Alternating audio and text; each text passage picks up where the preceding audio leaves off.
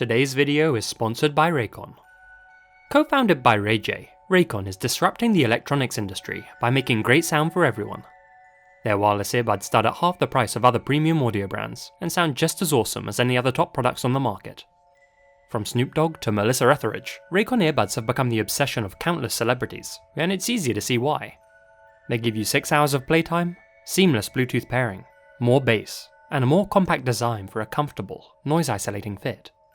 Raycon's wireless earbuds come in a range of fun colours and patterns, with a variety of fit options to choose from, and no dangling wires or stems getting in the way of things. Summer's fast approaching, and if there's one thing I love to do on a sunny day, it's unplug myself from all my devices and get outside. My favourite way to relax, recharge, and enjoy some me time is by going out into nature alone and listening to a couple of albums or podcasts, and my pair of Raycon earbuds allow me to take a break from screens without having to completely unplug myself. If you too are itching to spend more time outdoors this summer, a pair of Raycons could really help to enhance your time away from the house. So, if you want to help support the channel and get a pair of awesome earbuds in the process, head over to buyraycon.com/masquerade to get 15% off your Raycon purchase. With Raycon's 45-day free return policy, you've really got nothing to lose. So again, that's buyraycon.com/masquerade, or simply click the link in the description below and be part of the next wave of premium wireless audio. Now, I love covering a good John or Jane Doe mystery on occasion, so today I thought, heck, why not dedicate a whole video to him? But lazy, what's a John Doe, I hear some of you cry. Oh, my innocent little friends. John or Jane Doe are multi-use names given to people when their true identity is either unknown or protected. Most famously, however, these names are used to refer to unidentified human bodies, the otherwise nameless dead. And believe me when I say, there's more of those than you'd like to imagine. In the USA alone, there are a staggering 40,000 corpses on record that remain unidentified, and a huge percentage of them are murder victims. They're the people who nobody came forward to claim, the people nobody seems to be looking for. They were once alive and living their lives like the rest of us, but somewhere along the way, they got forgotten about, and when their lives were taken from them, so were their identities. The detectives on these types of cases not only have to work out who the killer is, but also the victims themselves, making their jobs 10 times harder. Rather than let these unfortunate souls remain nameless, the authorities give them back some of their humanity by naming them either John or Jane Doe. Though if there's something distinctive about their remains, they might get a more descriptive moniker. For example, the Grateful Doe, so named because of the Grateful Dead t-shirt he was wearing at the time of his demise. Along with a surrogate name, these does are also given a surrogate face. Reconstruction artists create images of what these does may have looked like in real life, in hopes that somebody might recognize them and come forward with information about who they were, or how they came to meet their fate. These images are often quite unsettling to look at. A lot of them fall somewhere in uncanny valley territory. They look human enough for our brains to recognize them as such, but there's something off about them that disturbs us, something not quite right about the images. If you've ever looked at a police sketch or sculpture and thought to yourself, why have they made the victim look so weird, then you're definitely not alone. Thing is, that weird, sometimes over-the-top style is completely by design, and actually serves a purpose. You see, the victim's distinguishing features are intentionally accentuated, because, believe it or not, that actually increases the odds that the person gets recognized and identified.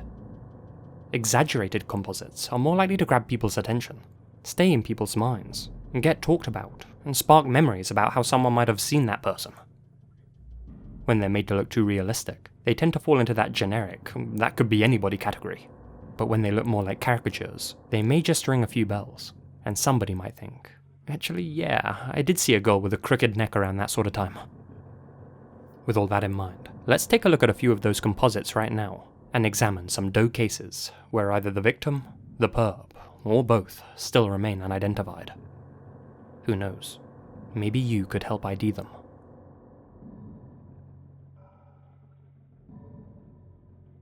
Septic Tank Sam is the rather undignified name of an unidentified man whose body was found in Alberta back in 1997.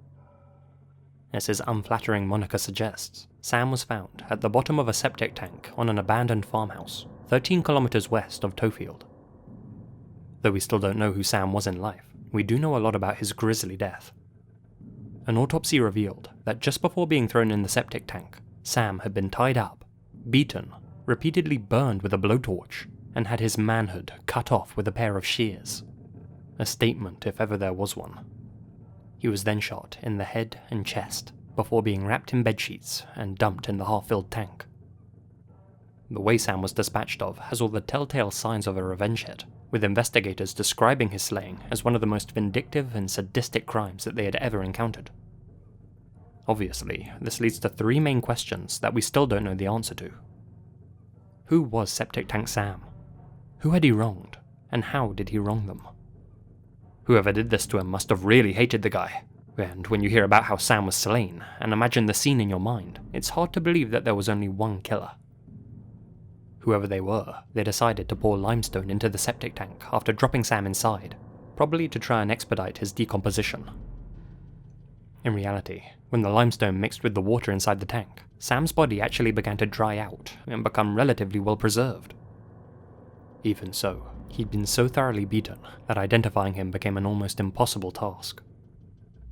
Originally, the investigators believed that Sam was a 26 to 32-year-old Caucasian man, though because of the state of his remains, they really couldn't be sure. They weren't even really certain that he was even male, given how grievously he'd been mutilated down there. Over 800 dentists examined his teeth, but they couldn't find a dental record match. 2 years after his remains were discovered, his bones were exhumed and measured, leading forensic experts to conclude that he was actually a 35-year-old man of Aboriginal heritage. After taking measurements of his skull and samples of his DNA, and running that information through a computer program, they were able to create this reconstruction image of what Sam may have looked like in life. They estimate that he was between 5'5" and 5'7", and 145 to 165 pounds. His clothing, a blue Levi shirt, grey t-shirt, blue jeans, and imitation wallaby shoes, suggested that he was a local construction worker or farm labourer, though no such workers in the area had been reported missing. From the burn marks on his t-shirt sleeves, it's possible that he may have been tied to a bed at the time he was being tortured. A lack of physical evidence at the farm means that Sam's life was likely taken somewhere else. The detectives believe that whoever took his life were also locals, since they likely chose to dump him in the septic tank because they knew the farmhouse was abandoned. Septic Tank Sam was laid to rest in an unmarked grave, and his case is no closer to being solved now than it was back in the late 70s.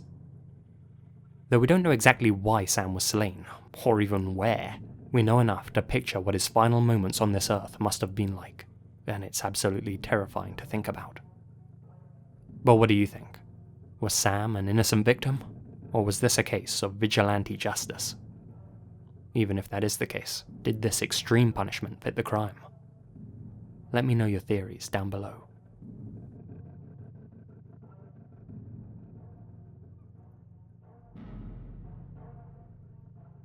A quick one for this second entry. Take a look at this composite sketch. Doesn't seem all too creepy at first, right? But ask yourself, why did the artist draw the woman with her hand covering her face like that? The answer is unsettling. This image represents Harris County Jane Doe, otherwise known as Red Nails, a woman whose body was found in a Texas ditch in 1989. The top part of her head had been battered into jelly, so the composite artist strategically drew her hand in such a way as to hide that part of her face, and also to show off the only things they had to idea with: her jewellery and her immaculate teeth. Since most of her face was gone, there was nothing else to go off. This is a case where the Jane Doe was eventually identified, albeit 15 years after her body was found. Red Nails turned out to be a woman named Cheryl Bowman, a drifter who had cut ties with her family. Though her identity has been reclaimed, the identity of her killer is still unknown to this day, and as such, her case remains unsolved.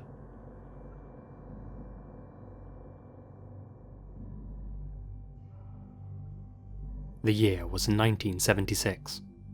The place? Otterbein, a small, rural town in Benton County, Indiana. It was home to the Skoogs, a farming family who owned 40 acres of corn along Benton County Road 200 South. That evening, the family's son, Curtis Skoog, was outside mowing the lawn when he saw his father, Norman, and his grandfather, Everett, pull up in the driveway in the eldest man's pickup truck. In the bed of the pickup was a white cardboard box, which had been sealed shut with furnace tape and tied tightly with clothesline. While out harvesting in a remote area about 1.5 miles away from the family home, Norman had come across the mysterious box, which somebody had left deep within the cornfield. Strange. The box was blocking the path of his combine, so he hopped out to move it. He quickly realised that the box was far too heavy for one man to lift alone. That's when he called his father-in-law, Everett, and together they loaded it into Everett's pickup and brought it back to the house to open it up. They untied the line, cut open the tape, and together the 3 generations of men made one horrifying discovery. Inside the box, wrapped in layers of plastic, was what appeared to be something in the shape of a human. There was a broken vial of perfume resting on top of it. Immediately, they all knew that something wasn't right. Sheriff Donald Steely came to inspect the strange package. He peeled back the layers of heavy plastic, and all at once, a disgusting odour hit all of their nostrils. It was the smell of death. Wrapped up like a morbid Christmas present was the body of a woman in the fetal position. Rope bound her body together. Her head was wrapped in paper towels and trash can liners. She was partially decomposed, and the perfume had clearly been used to mask the odours. They estimated she'd been dead for between 7 and 10 days. This was a grisly discovery for sure, and the first order of business was to figure out who this woman was. That shouldn't take too long, thought the officers. Although the woman had no ID on her, she was clearly around 50 or 60 years old, and surely she had some family out there looking for her. It was only a matter of time before they matched her with a missing persons report and somebody came to identify her. Well, that's the thing. No one came forward to claim her remains, meaning that the woman remained unidentified. Whoever she was, it was clear nobody was missing her. This made the authorities' jobs much harder and gave them very little to work with. The perps in most murder cases are a spouse, a close relative, or a friend of the victim, but without knowing who she was, investigators were left scratching their heads as to who to question. If the strange nature in which this woman was disposed of didn't give it away, it was now glaringly obvious to the authorities that this wasn't going to be their typical case. They named her the Box Lady of Benton County. A sketch of the Benton County doe's face was drawn up and was made public, along with a description of the scene and a number of specific details about her. She had brownish grey hair and brown eyes, was 5 foot 2 inches tall, weighed around 160 pounds, and was wearing light green trousers and a light green shirt which were in good condition. She wasn't wearing any shoes, jewellery, or makeup. Her distinguishing facial features included an upturned nose, as well as abnormally large ears for her small face. A scar ran from her sternum to her stomach. Her hands were covered in calluses. She was fingerprinted, but didn't match with anyone on the police's database, meaning that she had never been arrested and that she was born in the USA. Still, that didn't help narrow things down much. After an autopsy, it was determined that somebody had shot the doe in the back of the head with a shotgun. Detectives started to theorize why somebody would do that to the poor woman, and then so heartlessly pack her into a box and dump her in a farmer's cornfield. The calluses on her hands suggested that she may have been a cleaning lady. If that's the case, then perhaps she saw something or heard something that she wasn't supposed to at a client's house, and was subsequently silenced. They started to wonder if this could be mob-related. Even with the police actively appealing for leads, the woman's remains went unclaimed, and her identity remained a mystery. As such, they buried her in an unmarked grave, and turned their focus to the only other piece of evidence they had: the box itself.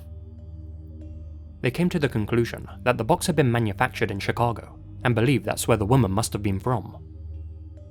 So, they figured they knew where the box had come from. Now the question was, how did it come to be in a cornfield in Benton County?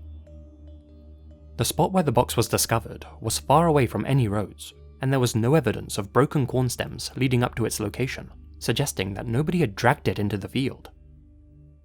Despite it raining the evening prior, the box itself was completely dry, meaning that it had been dumped there very recently. As strange as it sounds, the main theory is that it was dropped there via helicopter. None of the other farmers in the area reported seeing or hearing any cars in the lead up to the box's discovery, and given how rural this area is, that's the sort of thing these busy outdoorsmen tend to notice. There were reports of a helicopter in the area, however. According to 3 different witnesses, they saw a chopper hovering near the ground around the area where the box was later discovered. There was also a circular imprint at the scene, which could have easily been made by a chopper's updraft. If that's the case, I'd say it definitely supports the theory that some rich and powerful individuals are responsible for what happened to the box lady. Pretty crazy to think about. In an effort to give the woman back her name, Benton County Doe's remains were dug up in 2019 and her DNA was collected. No matches were found. As of right now, it's been 45 years, and we don't even know the box lady's identity, let alone the identity of the person or persons who took her life. Who was she? Who were they? And why did they do what they did? It's sad to think that nobody was out looking for our Doe. No family. No friends. Surely somebody out there knows who this lady was. Perhaps one day they'll come forward with information. Until that day, she'll remain the box lady of Benton County, buried without a name or headstone, alive in people's memories, not for who she was in life, but for how her life ended.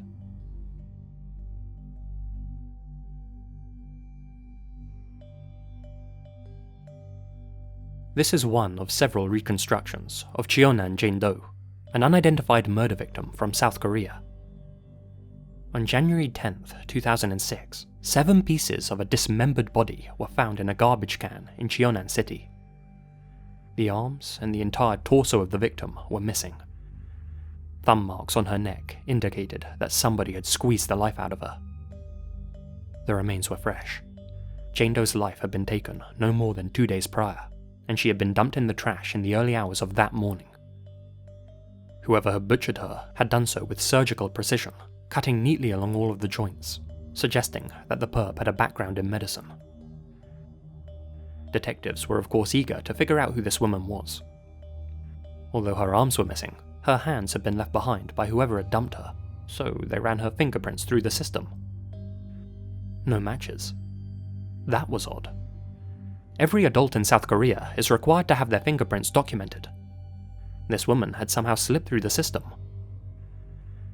Given the condition of her remains, the authorities couldn't exactly release images of her head to the public, so they created a number of sketches and efforts to depict what Jane Doe may have looked like in life. Here's what they know for sure. The Doe was in her late 50s and was rather short, standing only 5 feet tall. She had a waistline of around 30 inches. A groove in one of her teeth suggested that the woman may have originally been from China. The type of groove is associated with eating sunflower seeds, a popular snack in China. Had the woman somehow been able to bypass immigration when she came to Korea, that could explain why her fingerprints weren't on record. Most of the clothes found alongside her remains were also Chinese brands. A pair of men's trousers were also found with the Jane Doe. Interestingly, they were covered in paint splatches and were the type used by construction workers, meaning the trousers likely belonged to the perp, since no construction companies in the area accepted female workers at the time. 7 months passed without any leads, when, unexpectedly, a plastic bag was found in a sewage treatment centre in Seoul. Inside the bag were a pair of arms and a torso. The most disturbing part? They didn't belong to our Jane Doe. The authorities thought that they'd found the missing pieces of this morbid human puzzle, but all they'd fished out of the sewage was a thicker plot. To this day, nobody knows who those body parts belong to, though considering the circumstances and MO, it's likely that both Cheonan Jane Doe and Seoul Jane Doe were slain by the same person. Still, there's never been any direct correlation made between the 2 cases, and in both instances, the identity of the perp and the 2 sliced up victims remains a mystery.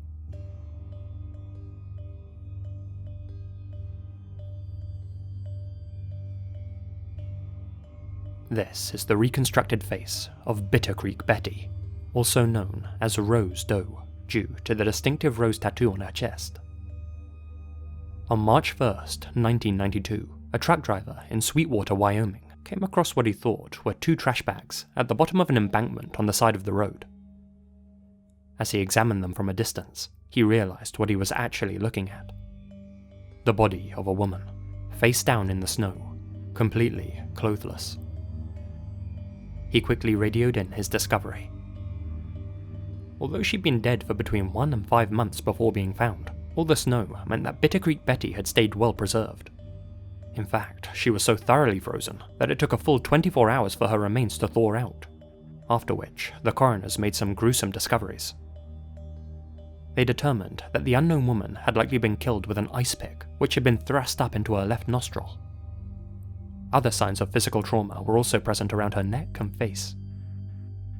Given that Betty was found in Bitter Creek, an area just off the I-80, America's busiest east-to-west highway, investigators theorized that her body had hastily been tossed from a transport truck. Betty's fingerprints were scanned, but no matches were found. As such, this composite was created to show what Betty may have looked like when she was alive. A post-mortem photo with drawn-on eyes was also released, but it's quite eerie to look at, so I won't show that here. Regardless, believe me when I say that this is one instance where the police sketch is actually very accurate. After examining her DNA, forensics showed that Bitter Creek Betty was of South American and European descent. She was 5'8", weighed around 125 to 130 pounds, and was between 24 and 32 years old. Though she had no clothes on when she was found, she was wearing some jewellery, notably a gold necklace and a gold wedding ring on her left ring finger. That strongly suggests that our doe had a husband, making it stranger that nobody had come forward to claim her remains, or even report her missing. A cesarean scar on her abdomen indicated that she had also given birth at least once in her lifetime. As previously stated, she had a distinctive rose tattoo with Chinese lettering on the stem. This tattoo was traced to a business in Tucson, Arizona. The artist underwent hypnosis to help the detectives with their investigation. Through this method, he was able to remember that our doe had come into the store in June 1991, that she was a Hispanic hitchhiker who spoke without an accent, and that she'd been wearing a brown dress detailed with yellow flowers. That dress was depicted in her sketch. After Bitter Creek Betty's remains were examined, her case was linked to another unidentified murder victim, Utah's Sheridan County Jane Doe. DNA found at both scenes suggested that a serial killer with blood type O was responsible for their slayings. That development later proved hugely significant. 28 years after Betty's body was found, in May of 2020, a long-haul truck driver named Clark Perry Baldwin was arrested not only for her slaying, but also for taking the lives of Sheridan County Jane Doe and a Tennessee woman named Pamela McCall. Pamela was pregnant at the time she was slain, and as such, the 59-year-old was charged with 4 counts of first degree. His trial is still ongoing. It's likely that Baldwin took the lives of many other women during his active years, and a few other Jane Doe cases similar to Bitter Creek Betty's are now being re-investigated. Among them, North Carolina's New Hope Jane Doe, who was also found dumped 15 feet down an embankment along the I-40. Her shoes have been taken as some sort of sick souvenir. Though it seems likely the perp in Bitter Creek Betty's story has been found and will face justice, her identity still remains a mystery. Thus far, 9 people have been ruled out as possibilities. It's strange to think that somewhere out there, this woman had a husband and a child, but her body still remains unclaimed. Sure, they may have become estranged prior to her demise. Maybe they even passed away before that point too, but it just seems like somebody out there must know who she was. Why haven't they come forward? Why was she never reported missing? On the bright side, of all the cases I've covered and will cover in this video, Betty's is by far the most likely to be solved.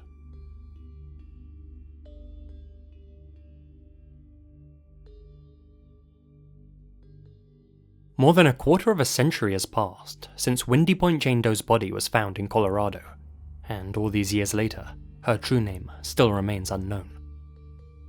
Back in 1994, her skeletal remains were found scattered above Divine Road near Windy Point Campground. For all anyone knows, they could have been left there years prior, with nobody ever coming across them. In her case, foul play was instantly suspected. Forensic scientists did their best to create this image of what Jane Doe may have looked like in life. Yeah, unfortunately the technology wasn't quite there at the time. I'm getting some strong Uncanny Valley vibes off this one. For years, this was the best that detectives had to work with, and although the reconstruction actually generated a few calls, none of them led anywhere. Without the woman's identity, or anything else to work with, there was little the investigators could do. Well, that was a long time ago, and technology has improved leaps and bounds since then. Nowadays, EFITs can be generated using familial DNA collected from genealogy sites like 23andMe or Ancestry DNA. By analysing the DNA of people distantly related to Cheonan Jane Doe's, far more accurate composites can be created to show us what the victims may have looked like in life.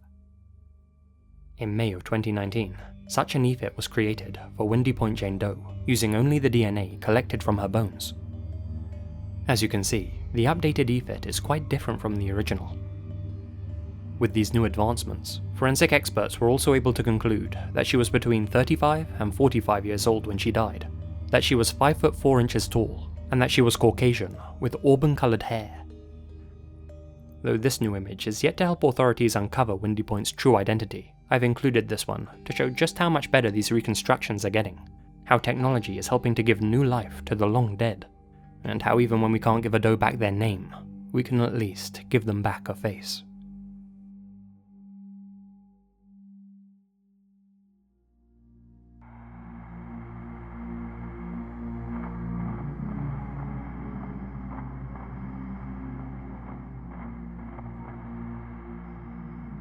Hey guys, Lazy here, and thank you very much for listening. On screen now are some of the winners and runners-up of my recent Discord art challenge. The theme for this one was Monster, and we got some really great entries, so be sure to come and join the fun over on the Lazy Masquerade Discord server. Link in the description below. Taking home the bronze medal was the Gothic Librarian with her written piece. Silver medal went to Ella Favela, and the overall winner was Modius Vivendi. Congratulations to you guys, and thank you for entering. Before the video ends, a huge shout out to my supporters here on YouTube and over on Patreon, especially my biggest supporters: Teddy Street, Amanda Hanson, Dappa, Phantom Knight, Hamish Kay, Alex Greensall, Azrael Warakai, Charlie Lackey, Connor Lothan, Crawford K McDonald, Expand On, Gina Valera, Infamous-senpapi, Leonardo Martinez, Mira Lancaster, Monica Mendoza, Native Beauty, Nadine, Peter Loggerage, Philip Westra, Procupidine Natter, Sarah Ramirez, Silas Gheist, Sloane Crawford, The Only Dorita, and Ms. Crypto Lead. Thank you guys so much for your continued support, it really helps the channel out. That wraps things up for this one, guys. You'll be hearing from me again very soon, but until then, you all stay spooky. And remember, the best things happen in the dark.